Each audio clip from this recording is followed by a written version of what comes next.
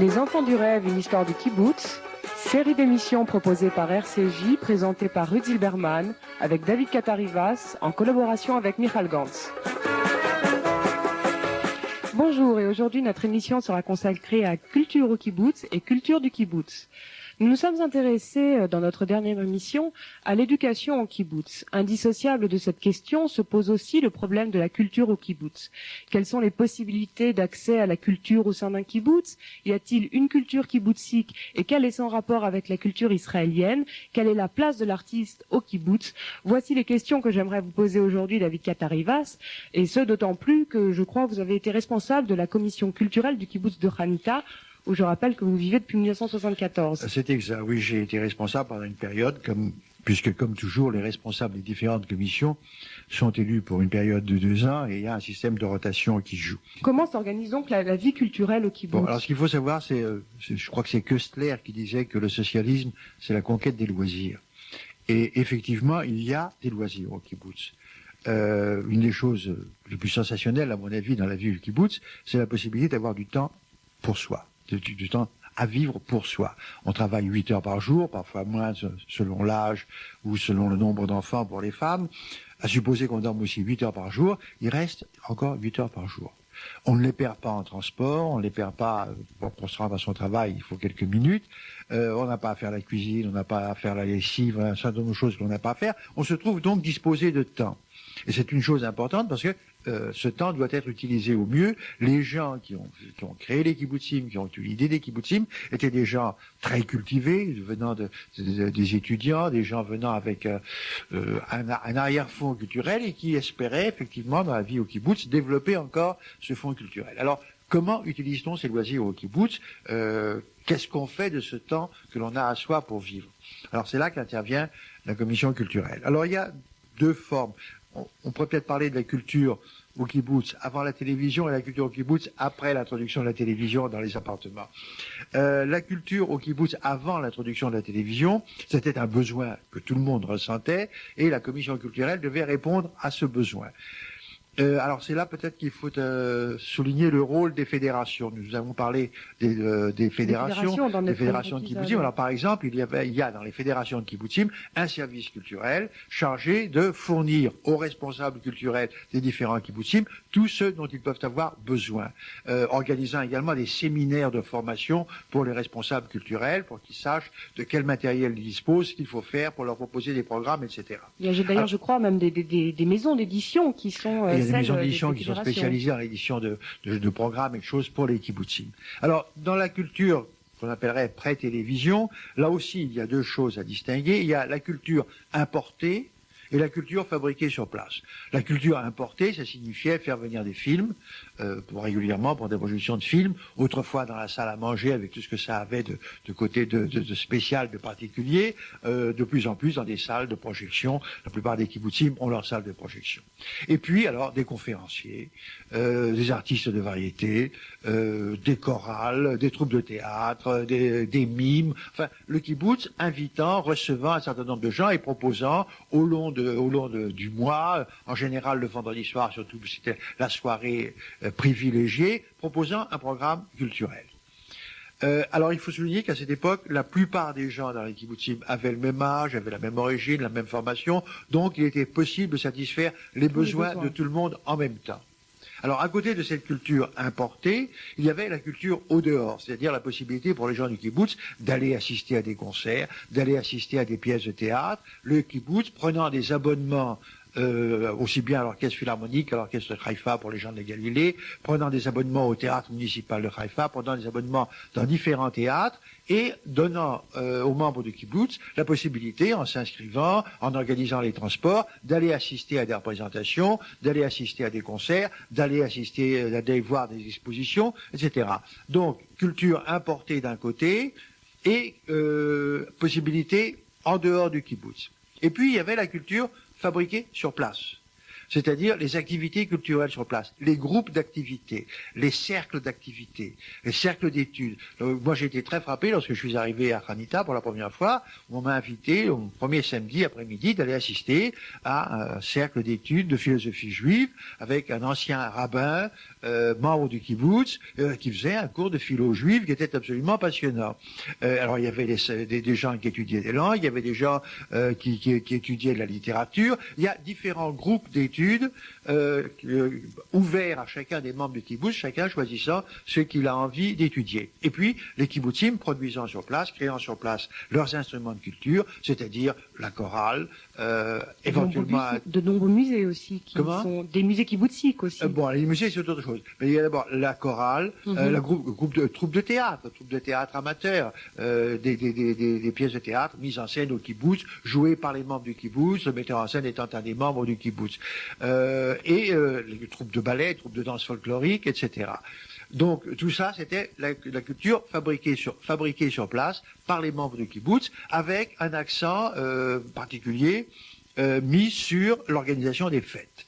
Les fêtes du calendrier hébraïque étant vraiment l'occasion pour le kibbutz de créer sa forme de culture, sa forme d'expression. Vous parliez tout à l'heure d'une culture d'importation. Alors, est-ce que, par exemple, aujourd'hui, je crois qu'il y a des projections de films dans les kibbutz, est-ce que tous les films sont visibles dans les kibbutzim? Oui, pourquoi pas.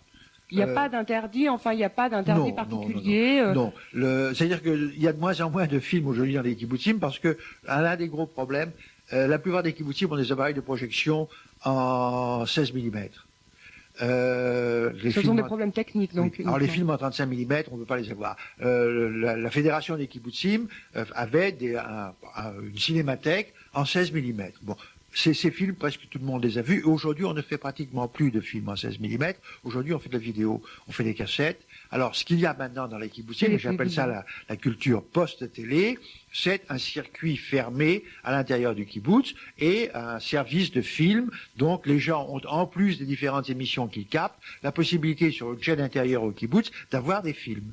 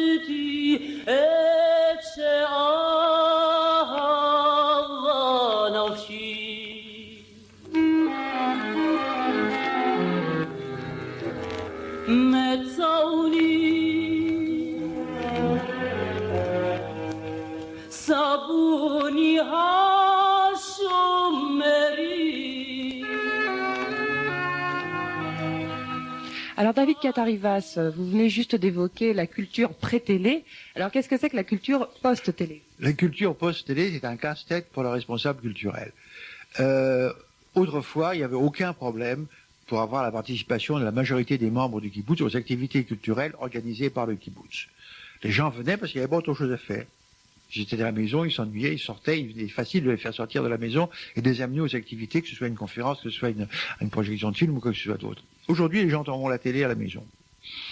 Et surtout en hiver, les faire sortir de la télé, de la maison pour les amener à une activité culturelle, c'est un problème. Il faut que le responsable culturel soit concurrentiel, qu'il offre quelque chose qui sera meilleur que les programmes qui sont présentés à la télé, pour que les gens aient envie de sortir, de fermer leur télé, de sortir de chez eux et de venir participer à une activité.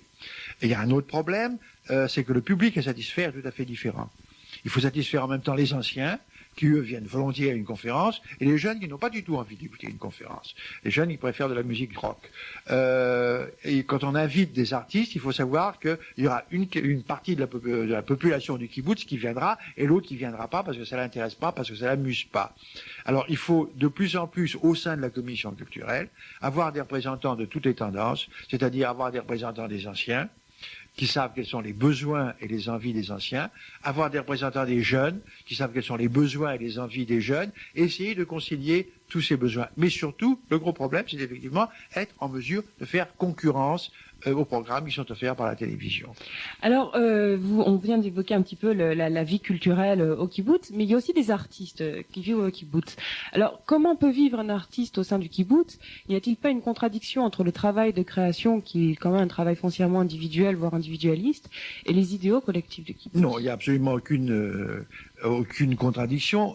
À l'origine, les artistes au kibbutz exerçaient leur art, si je puis dire, sur leur temps libre, pas aux dépens de leur travail. C'est les histoires célèbres du gars qui était pianiste, mais qui travaillait dans les champs, qui travaillait l'agriculture, et c'est-à-dire que lorsqu'il avait fait sa journée agricole, qu'il pouvait le soir chez lui ou dans la salle à manger, éventuellement taper sur un piano ou jouer du violon. Jusqu'au moment où les kibbutzim se sont rendus compte du capital que représentait un certain nombre de gens vivant au kibbutz, qui étaient des artistes qui avaient un potentiel artistique à développer. Alors on a pris l'habitude d'accorder un certain nombre d'heures par mois, puis par semaine éventuellement, à des gens doués pour qu'ils puissent s'adonner à leur art. Jusqu'au moment où on est arrivé au statut, en quelque sorte, d'artiste qualifié, pourrais-je dire, c'est-à-dire artiste dont l'art a été reconnu par tout le monde, en particulier par la Fédération des kibbutzim, encore une fois le rôle des fédérations des kibbutzim, le département artistique de la Fédération des kibbutzim, qui accorde en quelque sorte le statut d'artiste. À partir de ce moment-là, l'artiste a droit à un certain nombre d'heures pour l'exercice de son art prises sur les heures de travail, que ça rapporte ou que ça rapporte pas au kibbutz. Il y a des artistes dont l'œuvre rapporte au kibbutz, ils vendent des tableaux ou des sculptures, des choses comme ça, donc ça rapporte. Alors à ce moment-là, ça devient un travail, ça devient une branche d'activité quasi exactement du kibbutz. Il y en a d'autres qui font de la production, ça sert à décorer la salle à manger, ça sert à décorer les classes, ça sert à décorer éventuellement les appartements des membres du kibbutz. S'il n'a pas de clientèle à l'extérieur, ça ne fait rien. Il peut quand même continuer à exercer son art. Mais ils ne partent pas au bout d'un moment, enfin de temps en temps. Est-ce qu'il n'y a pas justement des kibbutzik artistes qui réussissent et puis bon qui restent un petit peu membres du kibbutz le dimanche, quoi, mais qui vont en ville le reste de la semaine? Bon, il y en a beaucoup qui ont des activités en dehors, qui enseignent, en particulier les peintres ou peinteurs enseignent à l'école du kibbutz ou au lycée du kibbutz ou éventuellement dans les conservatoires. Ils peuvent enseigner. Il y a des membres de kibbutzim qui sont devenus des artistes de premier plan et qui alors, eux, sont pris sans arrêt par l'organisation d'expositions. À Mossos, c'est différent. Je parlais d'artistes des arts plastiques, beaucoup plus que des écrivains. Je parlais davantage de l'art plastique. Alors qui ont des expositions à l'étranger, qui sont envoyées éventuellement par leur kibbutz, qui partent participer à des activités à l'extérieur. Alors Michal Gantz, vous venez de nous rejoindre. Je rappelle que vous êtes délégué du mouvement kibbutznik auprès de l'agence juive. Alors vous aussi, d'ailleurs comme David David Katarivas, vous avez été responsable culturel au kibbutz de Metsuva. Alors, que vous inspire justement cette réflexion sur l'artiste au sein du kibbutz? Oui, Shalom. Je voulais compléter ce que dit David. Ce qui est assez intéressant d'ailleurs dans la question que vous avez posée, c'est que étrangement, il est rare que ce soit des gens qui aient acquis leur réputation à l'intérieur du kibbutz qui le quittent après. Il est arrivé, comme par exemple le sculpteur Kadishman, que des gens aient quitté le kibbutz avant d'avoir atteint le maximum de leur réputation en tant qu'artistes, parce qu'ils ne se sont pas satisfaits de la structure kibbutzique, mais des gens comme le prix Israël, le sculpteur Chemi, ou des gens qui ont donné ici des expositions au Centre Pompidou, qui est aussi d'un kibbutz à côté de chez nous, ce sont des gens qui sont arrivés à leur maturité créatrice à l'intérieur du kibbutz. En général, ils restent à l'intérieur du kibbutz et sont plutôt actifs. Il y a une autre chose, c'est que non seulement l'artiste représente parfois une branche de kibbutz qui rapporte, mais il y a parfois des kibbutzim qui sont assimilés à la création artistique qu'ils représentent. En particulier, la Compagnie nationale de danse classique, qui est pour nous et pour Israël l'équivalent d'un kibbutz. Non, l'équivalent du kibbutz, c'est-à-dire elle est assimilée complètement au nom du kibbutz dans lequel elle se passe. Alors tous les deux, on vient de parler de certains artistes. Est-ce que pour vous, il y a une culture du kibbutz, c'est-à-dire que Amos Oz n'aurait en définitive pas pu écrire des livres tels que ceux qu'il a écrits en dehors du kibbutz, que Kadishman donc n'aurait pas pu faire ses sculptures en dehors du kibbutz? Est-ce qu'il y a une culture kibbutziste qui se singularise véritablement par rapport aux productions culturelles israéliennes? Bon, il est évident que sur le plan littéraire, Amos Oz est un écrivain du kibbutz. Il n'aurait pas écrit la plupart des bouquins qu'il a écrits s'il n'avait pas vécu évidemment, au kibbutz. Le sujet est le kibbutz, mais... il y a d'autres écrivains en dehors du kibbutz, mais Amos Oz est caractéristiquement représentatif du kibbutz, et c'est l'écrivain du kibbutz, écrivain donc qui était devenu aussi une branche d'activité qui rapportait pas mal à son kibbutz d'origine. Bon, maintenant il l'a quitté, il vit en dehors du kibbutz. Il y a une forme de culture, une forme d'expression culturelle typiquement kibbutzite. Nous la retrouverons surtout dans la création des traditions folkloriques et en particulier dans la célébration des fêtes du calendrier juif. J'aimerais que nous parlions maintenant d'un autre pôle culturel important au kibbutz, enfin culturel si je puis dire, puisque c'est le judaïsme. Pourriez-vous, David Katarivas, nous parler du judaïsme au kibbutz? Mais auparavant, comment expliquer ce retour aux sources du judaïsme? Est-ce que ce retour aux sources, justement, ne renie pas, dans une certaine mesure, le message socialiste qui était celui des kibbutz? Encore une fois, il n'y a pas d'opposition entre judaïsme et socialisme, oui. Même entre pratique religieuse et socialisme. C'est pas l'anticléricalisme notoire des socialistes tel qu'on le connaît ailleurs. Bon. Les gens qui ont créé les kibbutzim voulaient effectivement rompre avec certaines traditions religieuses, avec une certaine forme de vie religieuse trop identifiée à celle de la diaspora. Alors, parfois, ils sont allés à l'extrême en faisant un super laïcisme, en refusant toute forme de rituel, toute forme de tradition. Mais ça n'a pas duré tellement longtemps. Il y avait quand même une nostalgie. Tous ces gens avaient quand même la nostalgie de la maison, de la famille, gardaient le souvenir de certaines manifestations de la vie religieuse. Et petit à petit, on les a vus apparaître. Par exemple, même dans les kibbutzim d'extrême gauche, il est évident que le Shabbat, c'était pas la même chose que les autres jours. Et le vendredi soir, c'était quand même une soirée différente des autres soirées. On met des nappes sur la table et il y a du vin. Et dans certains kibbutzim, on n'hésite pas à introduire une petite cérémonie de Kabbalah de Shabbat, d'accueil du Shabbat. Bon, ça fait bondir les religieux parce qu'on allume les bougies bien après l'heure du Shabbat et on lit quelques versets de la Bible sans avoir une calotte sur la tête. Mais c'est une manière quand même d'affirmer son appartenance et son identification avec une certaine tradition. Il y a des kibbutzim d'extrême gauche dans lesquels on trouve des synagogues. Parce que certains membres des kibbutzim ont fait venir leurs parents, les parents étaient traditionalistes, voulaient avoir une synagogue, alors on a créé une synagogue pour les parents. Chez nous, il n'y a pas de synagogue, mais la salle du musée sert de synagogue 1 ou 2 fois par an. Il y a une arche sainte, il y a un rouleau de la loi, il y a possibilité d'organiser des services religieux. Et puis, il y a quand même des journées qui sont particulières. La journée de Kippour est une journée qui est vécue davantage par un certain nombre de membres du kibbutz que d'autres. À Pessah, il y a des matzot, naturellement, et c'est autour des fêtes, surtout autour des fêtes du calendrier juif, que s'est créée une nouvelle forme de célébration de ces fêtes, mettant l'accent sur ce qui existait autrefois, c'est-à-dire le caractère agricole de la plupart des fêtes. Shavuot, c'est une fête, bon, c'est le don de la Torah, mais c'est aussi une fête agricole. Sukkot, c'est le renouveau de la lecture de la Torah, mais c'est aussi la fête des cabanes. Pessah, bon, c'est la fête de la liberté, et c'est la fête du printemps. Et alors, on a vu apparaître des rituels préparé par les kibbutzim. La Haggadah de Pessah des kibbutzim est quelque chose de tout à fait nouveau. On a vu des compositeurs créer des chansons pour la célébration d'un certain nombre de fêtes. Il y a donc un folklore particulier qui s'est créé autour des fêtes du calendrier juif, où on met l'accent sur l'aspect agricole de ces fêtes traditionnelles. Alors justement, ce contenu nouveau, singulier donné au judaïsme dans les kibbutzim, n'attire-t-il pas une population israélienne qui, pour n'être pas religieuse, enfin du moins orthodoxe, n'en reste pas moins attachée à la tradition? On parle d'ailleurs beaucoup, je crois, des cousins des fêtes, ces Israéliens qui viennent passer les fêtes au kibbutz. Alors comment expliquez-vous, David Katarivas et Michal Gantz, cette attirance? Eh bien, je pense qu'effectivement, le mouvement kibboutzik n'est pas seulement à récupérer un certain contenu du judaïsme culturel qui n'est pas seulement folklorique, mais qui s'exprime peut-être le mieux dans les fêtes telles qu'elles sont vécues au kibbutz.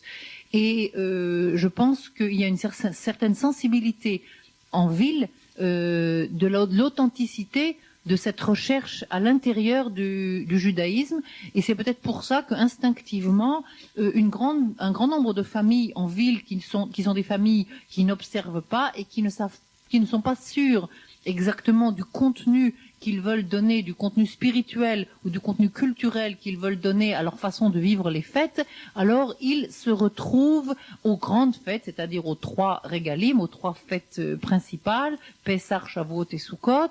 Ils se retrouvent avec un amour soudain pour des cousins éloignés dans un kibbutz quelconque. C'est incroyable le nombre de cousins qui se précipitent au moment des 3 grandes fêtes. Alors il faut dire qu'ils viennent aussi au moment des vacances. Enfin, c'est aussi c'est une envie d'aller passer le week-end à la campagne. C'est une envie d'aller passer quelques jours à la campagne, dans la famille, pas seulement pour les fêtes. Alors au total, peut-on conclure que la culture kibbutzik représente, aux yeux d'une grande partie de la population israélienne, une façon essentielle, d'une part, d'être israélien et d'autre part, d'être juif?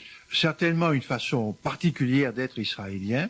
Il y a une manière de célébrer les fêtes qui est une manière typiquement kibbutznik et qui s'insère petit à petit, qui s'intègre petit à petit à la vie culturelle de l'ensemble du pays.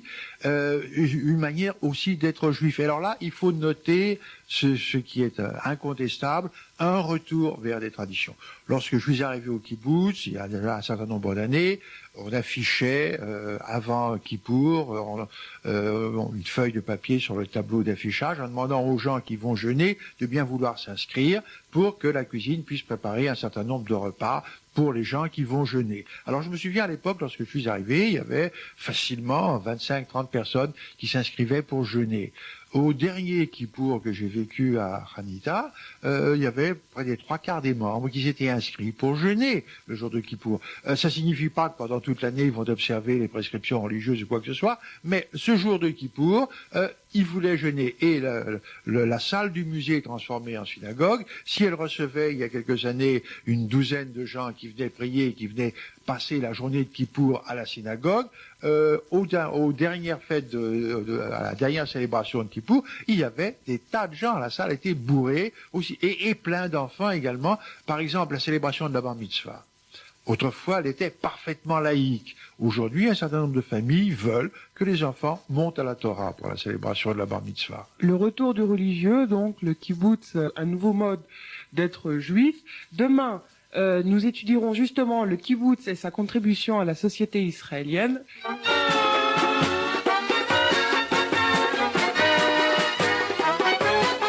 C'était Les Enfants du Rêve, une histoire du kibbutz. Série d'émissions proposée par RCJ, présentée par Rudy Zilberman avec David Katarivas, en collaboration avec Michal Gantz.